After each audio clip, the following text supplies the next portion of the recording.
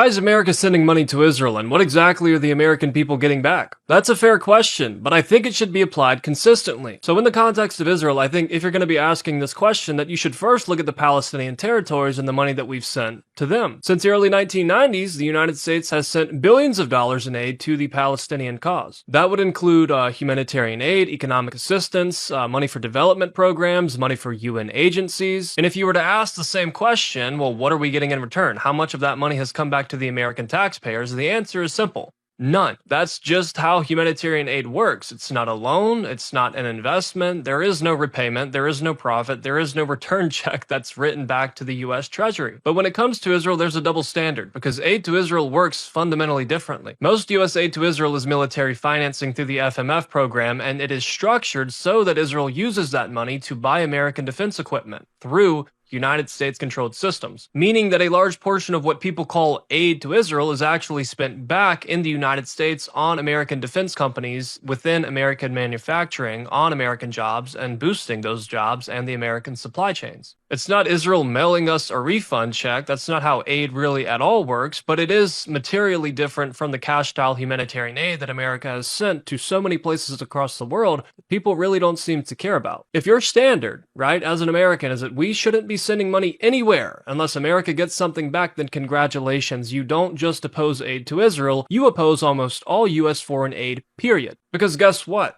We as Americans have sent hundreds of billions of dollars over time to places like Afghanistan, Egypt, Pakistan, Jordan, Ethiopia, Somalia, South Sudan, the DRC. We have spent massive sums for wars, massive sums for reconstruction. We have spent so much money on famine relief, on refugee crises, and on disaster response, and how much of that came back to the American taxpayers? None of it. But there were no outrage mobs, there was no obsessive protesting, there was no endless social media campaigns attempting to smear the governments of any of these countries and accuse them of controlling and running our own. But again, mention Israel, a country that uses US aid largely to buy US equipment, that shares intelligence, that aligns militarily with the United States, and suddenly this is the hill that people, for some reason, want to die on. It's not fiscal responsibility, it is selective outrage. You could argue for reducing foreign aid. I want to reduce foreign aid. I want to focus on the American budget, I want to focus on the American people, and I want to focus on our deficit. You can argue for an American first budget. By the way, there are domestic budgets and budgets that are allocated for foreign spending. They aren't the same. They don't come from the same place. These are legitimate debates that need to be had, and there's no problem with wanting to prioritize domestic spending. I also want that, but what's not legitimate is pretending that Israel is in some way uniquely draining American resources, when in reality, its aid is far more structured, far more conditional,